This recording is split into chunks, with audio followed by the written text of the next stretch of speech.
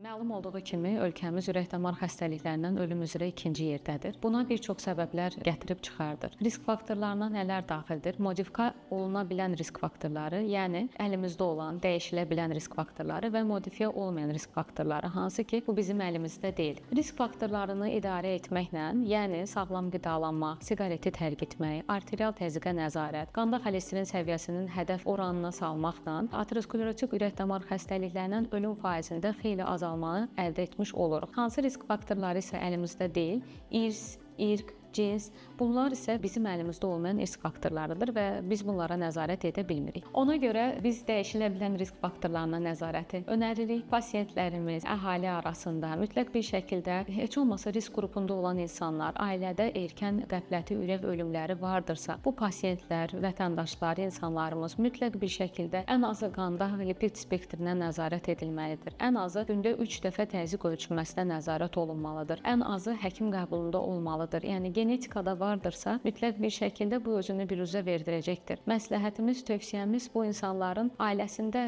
ailə anamnezində, nəslində qəfləti ürək ölümləri vardırsa, mütləq bir şəkildə həkimə müraciət edib lipid spektri, xolesterin analizi və arterial təzyiq kimi müayinələrin müşahidəsinin aparılması tövsiyə olunur.